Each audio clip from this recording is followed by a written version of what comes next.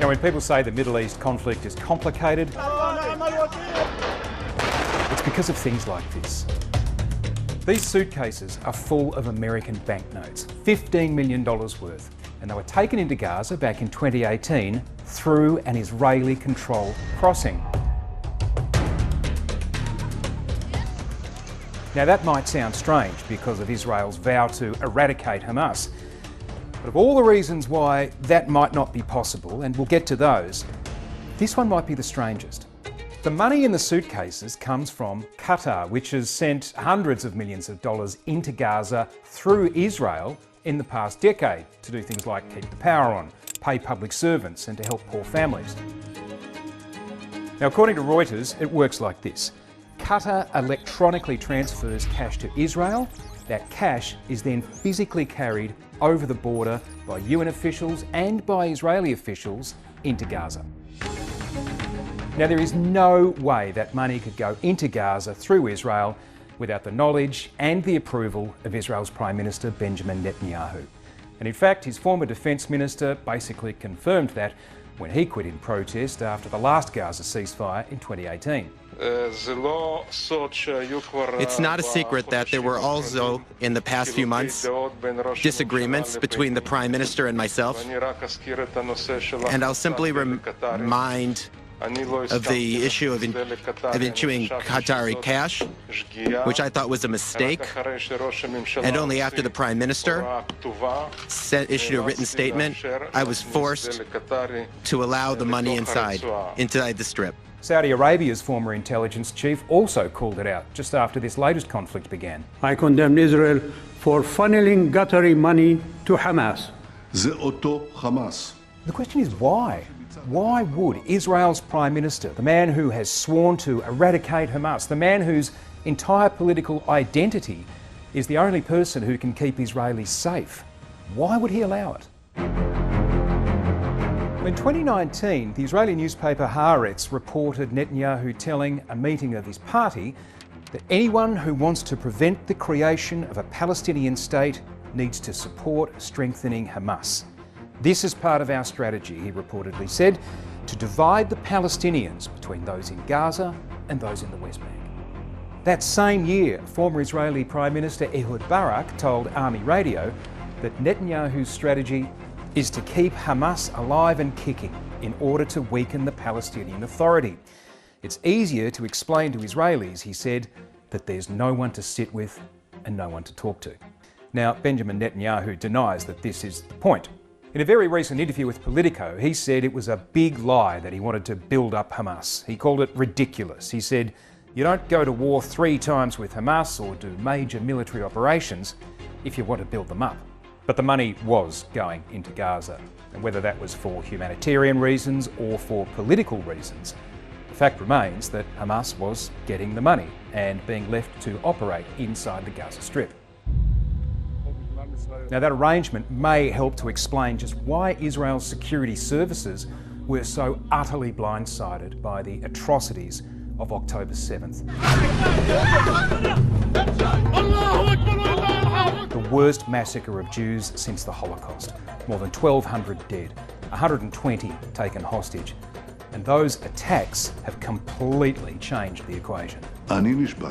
We've sworn, I've sworn to eradicate Hamas. Nothing will stop us. We will continue this war until we reach our 3 objectives: free all of our hostages, eliminate Hamas till the end, and to ensure that we won't face such a threat from Gaza ever again. But is eradicating Hamas even possible? Well, on paper you could be forgiven for thinking so. Israel is one of the most powerful military forces in the world. Israel controls the land, the sea, and the air around Gaza. It has a standing military force of nearly 200,000, and it's mobilised 300,000 more reservists for this conflict. Estimates of the Hamas fighting force range between 15 and 40,000. So why wouldn't Israel be able to wipe out its much weaker enemy? Well, for a start, urban warfare is notoriously difficult for the attacking force. Gaza is one of the most densely populated places in the world. 2.1 million people crammed into an area half the size of Canberra. It's incredibly built up. Most of the buildings are 5 or 6 stories high, densely packed in a maze of streets and alleyways. So soldiers going in there can be attacked from the front, they can be attacked from behind, and they can be attacked from on high, from soldiers taking positions in apartment buildings. Each building is a potential battleground and also a potential target. The narrow streets make it really difficult to see what might be ahead. And even though Gaza is small, the fact that Gaza is literally fenced in actually makes it more complicated. Its border along the sea is just 40 kilometres long. Its land border has a fence that stops anyone from getting in or out. The entire strip covers an area of just 362 square kilometres. The most densely populated part of it is Gaza City. Before the war, there were about 700,000 people packed into just 52 square kilometres. This is not the open battlefield that many armies are built to fight on. Those tanks that were lined up outside Gaza before the invasion are a lot less useful once they get inside. So Israeli soldiers have to fight street to street, eliminating any enemy as they go. That's why Israel has started attacking from the north, methodically working its way towards Gaza City. 60% of the buildings in Gaza have been damaged or destroyed. It's the area in the north that's taken the most damage, and the destruction is largely following the path of Israel's ground invasion. Videos from social media and TV reports from those areas show how buildings have just been levelled. Israel is trying to eliminate places that Hamas fighters can hide, but with so many civilians in the area, it's very tricky.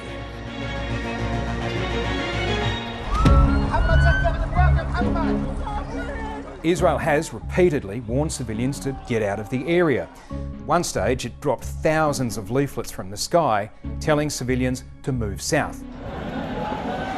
But a lot of people haven't been able to get out of North Gaza, or they don't want to. And that means Hamas can continue to hide amongst civilians, operating from private homes or public buildings. We do expect to see civilian casualties as a result of this campaign. That is sadly true in all wars. It is especially going to be true in a war in a crowded urban environment where the opponent, Hamas, is using civilians as human shields and hiding themselves, hiding their fighters, hiding their infrastructure behind civilians. Now, Hamas has long been condemned for using civilians as human shields, and this conflict's no different, most recently by the European Union. Now, international law is very clear. Even if Hamas is using civilians as human shields, it's up to Israel as the attacker to protect civilians from disproportionate harm. The ceasefire ended, the bombing started again, and hundreds of people have already been killed. And Israel got this very strong message from its most powerful backer. You see, in this kind of a fight, the center of gravity is the civilian population.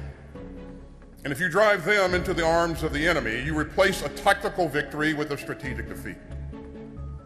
So I have repeatedly made clear to Israel's leaders that protecting Palestinian civilians in Gaza is both a moral responsibility and a strategic imperative. Now, Israel says it does everything it can to minimise civilian casualties, and it talks about things like those warnings it gave to people in the north of Gaza to get to safety in the south. But in the first 40 days of this conflict, more people have been killed than in the last 15 years of fighting between Israel and Hamas. Navigating all of that makes this an incredibly complex mission for Israel. This will not be a quick battle.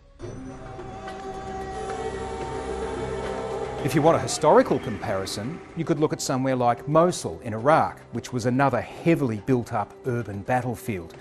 There were an estimated 5,000 Islamic State fighters in Mosul at the start of that operation.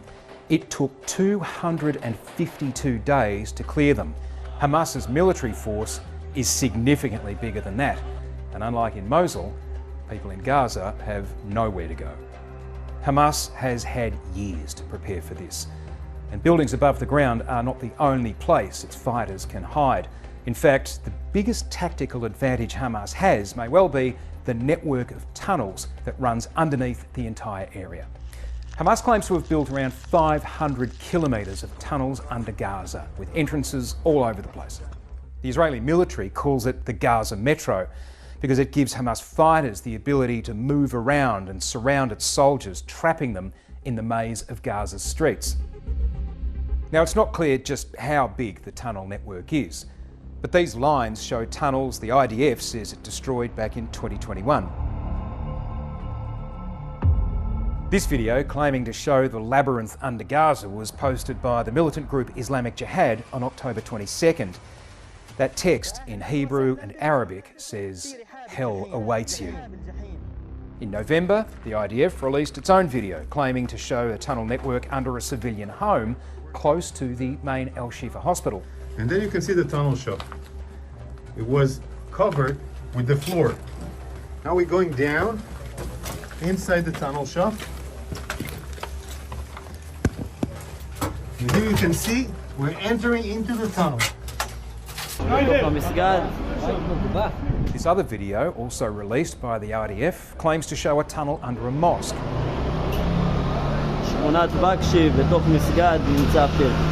Now, none of these videos have been verified, but nor is there any doubt that the tunnels exist. Some of the released hostages have talked about them, like this 85-year-old woman who was one of the first to get out. We went for hours underground. It was humid. It looked like a spider web. Now, the tunnels don't just allow for quick movement of fighters around Gaza. They also allow Hamas to stockpile weapons, food and medical supplies long before it ever provoked an attack from Israel. It also means they can resupply during a ceasefire. Which, in a strange way, kind of takes us back to those suitcases full of cash. Now, Israel has now stopped the supply of money going into Gaza from Qatar, which means public servants aren't getting paid. But the flow of aid is now also at a trickle. It's down to just a handful of trucks going in a day. Now, before this war, there were up to 500 trucks a day going into Gaza. So eventually we will see more people dying from disease than we're even seeing from the bombardment if we are not able to put back this health system and provide the basics of life: food, water, medicines, and of course fuel to operate the hospitals. Israel is under international scrutiny and pressure over what it's doing in Gaza like never before. And that could be the biggest obstacle of all, to pull back the assault long before they've got even close to wiping out Hamas for good.